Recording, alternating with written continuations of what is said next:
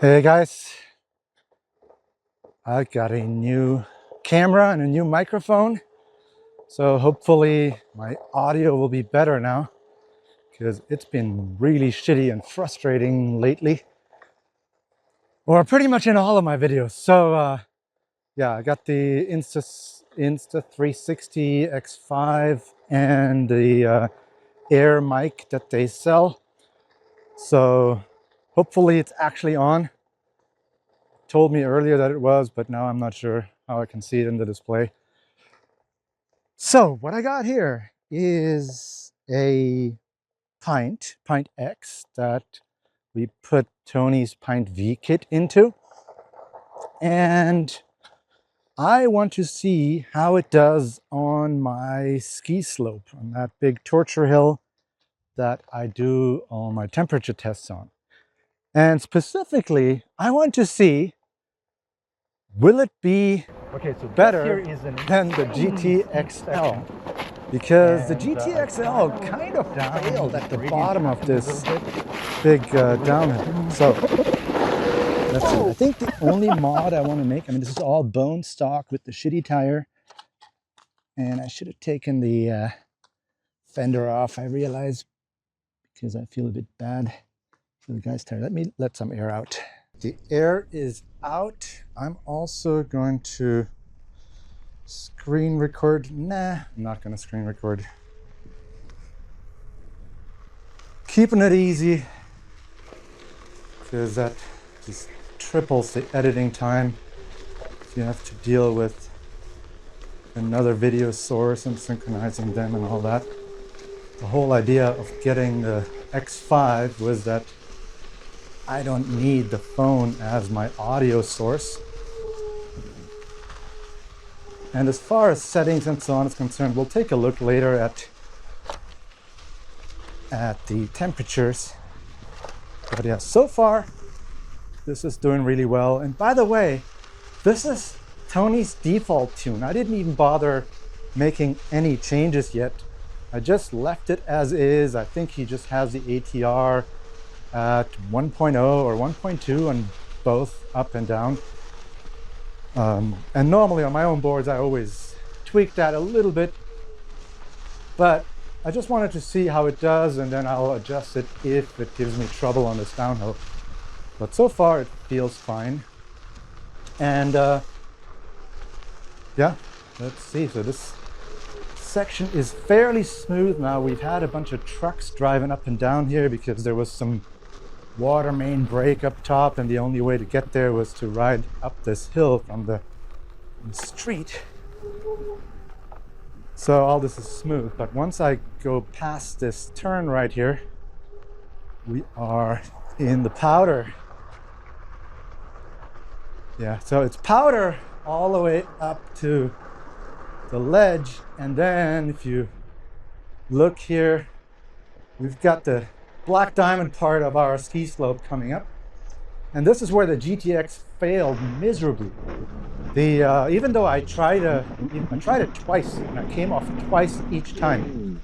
So even though I had a soft tune the second time, the braking is just too aggressive. Okay, I'm getting a little bit of tail drag here. Okay. All right. Oof. Okay, so let me try this again, but now it's slightly better settings, because the XL also can't do this hill without proper gradient tracking.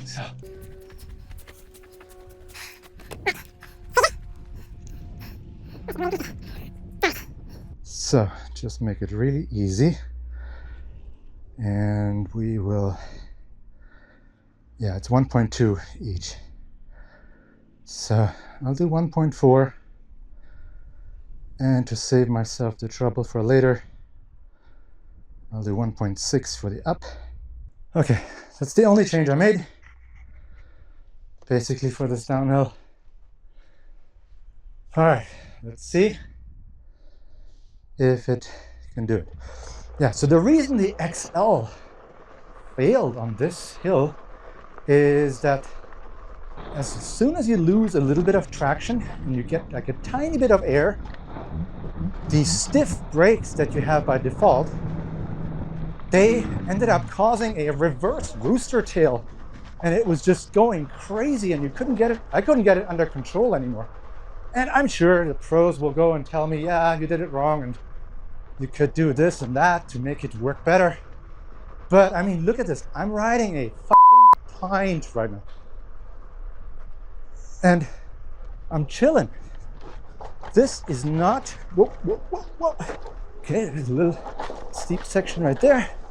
But it caught itself. The XL would have gone nuts because the brakes are just so damn stiff that even in a very soft setting, everything on -5, it just freaks out.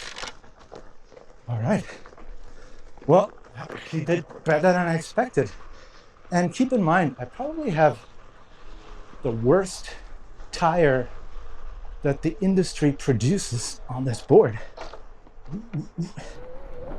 It's maxing out, but even here I'm getting further than the XL did. Okay, whew. Let's see what the... Oh, and I realized I didn't actually screen record. Let me just show you what I did here. Sorry. So here is the screen recording. What I had on the board was basically here 1.2 and 1.2, and I changed it to 1.6 up and 1.4 up. And I did feel the nose give in because the current limits are fairly low on this kit by default, and so that's what I was feeling. But it actually got me higher up than the XL did with its much better tire. All right, now on to the single track portion. By the way, the Thundercat, I just ride all the way to the single track here. I don't even get off the board.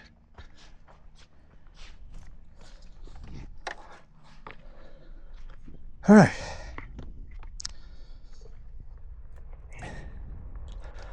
So,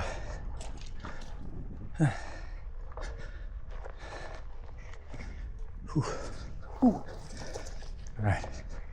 So this is also pretty steep downhill, probably not really coming across on the GoPro, but this section here is quite steep. You can probably hear that I'm touching my tail. See here? Oh, does it climb? It climbs it. Nice. Now, the XL did do really well on the uphill portions here. I had zero complaints. I was super happy with how the XL performed on the uphills. So, yeah, and I'm going to do the temperature test with this board as well. But I want to start on the part that doesn't have the loose dirt. With the loose dirt, there's just no chance you can get up at the moment. All right. Yeah, but Pint V, crushing it. Motor temps, not too bad, 57.5. Not sure what that's in Fahrenheit, maybe 130 or something. 40. But yeah.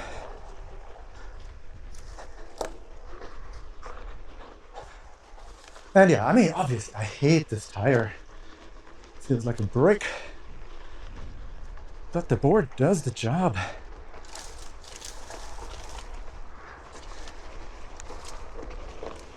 And yeah, I also should mention that all the boards that I tried, GT, the XR Classic, even, no, not the stock XR, but GT and XR Classic, and of course the GTS, they all handled that downhill really well. So that was always a good experience. With gradient tracking turned on, obviously. Before gradient tracking existed, this big ski slope was not doable with a GT or with any future motion board. But the when they introduced the gradient tracking with the GTS, it immediately made it possible and actually quite easy to get down there. So yeah, doing great so far.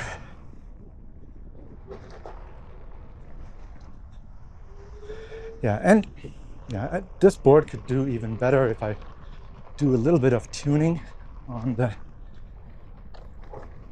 settings, but it wasn't even needed. Everything I'm riding right now is with the default tune, and the ATR strength slightly increased to 1.4 down and 1.6 up. So, whoa.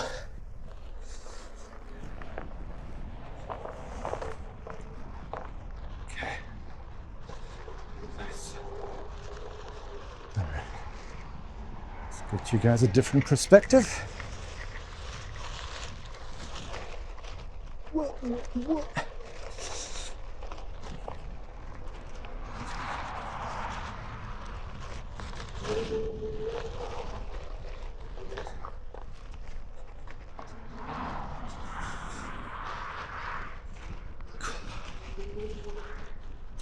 I really hope this microphone works, because there's nothing worse than recording a video and then getting home thinking you're done and can just edit and cut out the boring bits.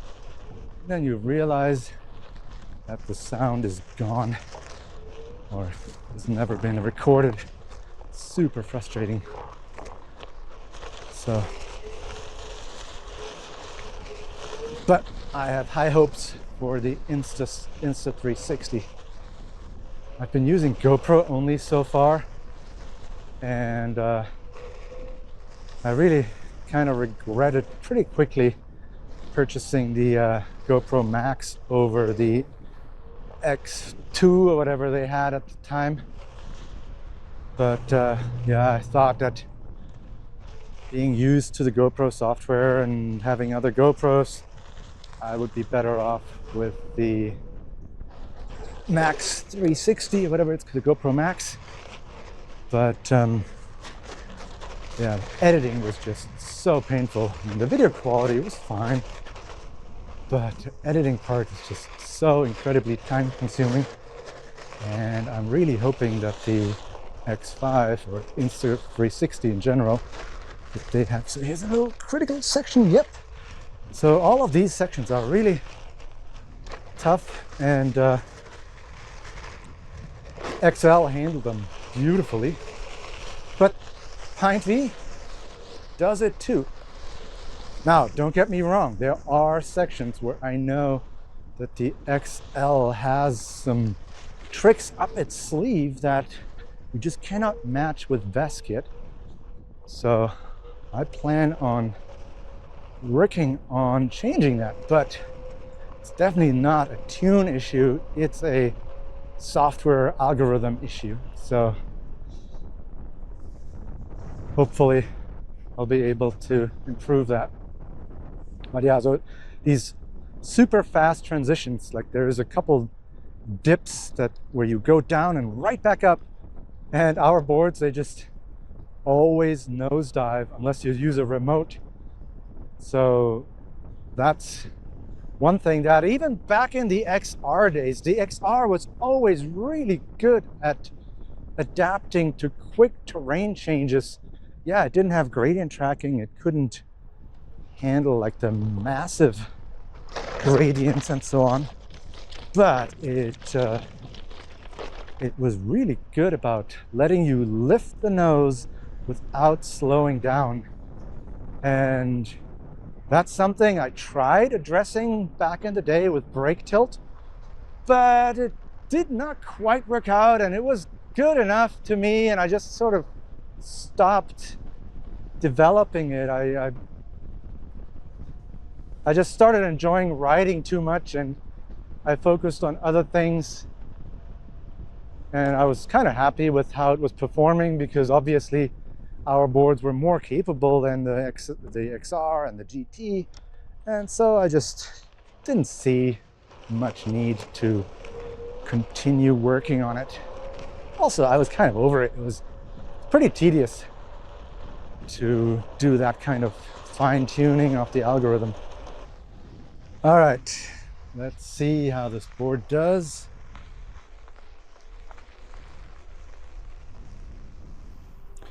So I just didn't have the patience to wait for the motor to cool down. It was at 69 at the base of this hill. I waited till 56, and now let's go. What is that in Fahrenheit? 140. So I just cleared the first steep section.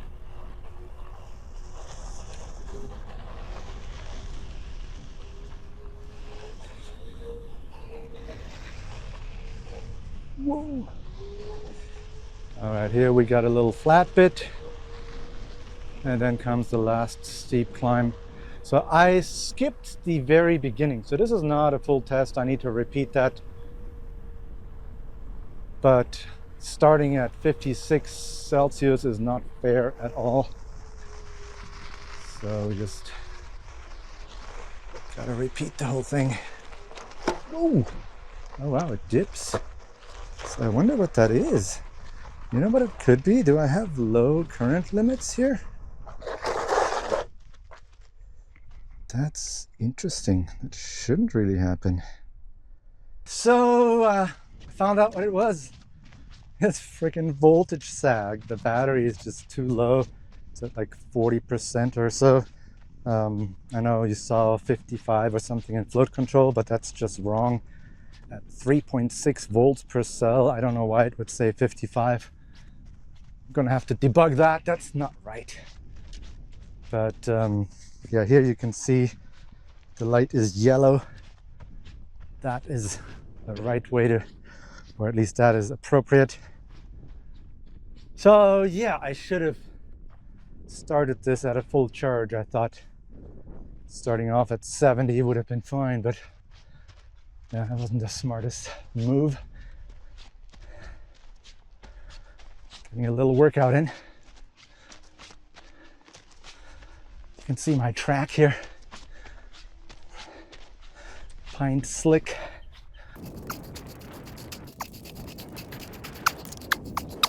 This kind of situation can be avoided if you replace your pint pack or PintX pack with a P30B version. Those cells only have about half the sag that the stock cells have. So that gives you a huge performance boost in terms of torque without needing a new BMS. It's not higher voltage or anything, but I think Battery Broker sells those fairly cheap.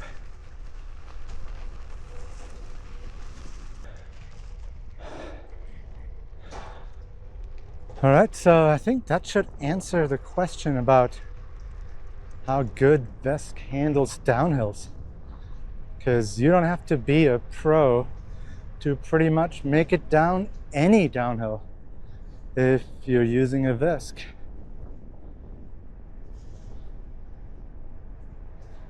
And I really find it quite disappointing that a board like the GTS XL that basically prides itself in having the strongest brakes ever, that it then basically brakes so hard that you can't safely go down a loose dirt downhill. That's just silly. And yeah, the whole point is you shouldn't need a lot of skill to make it down anything safely. Of course, if it's tricky terrain, yeah, sure. But if it's just a straight downhill, loose dirt, come on. That's board just needs to behave correctly. So, yep, definitely very good performance. Man, this tire is so wobbly. Can't even go straight on freaking pavement. The lowered PSI also is not helping.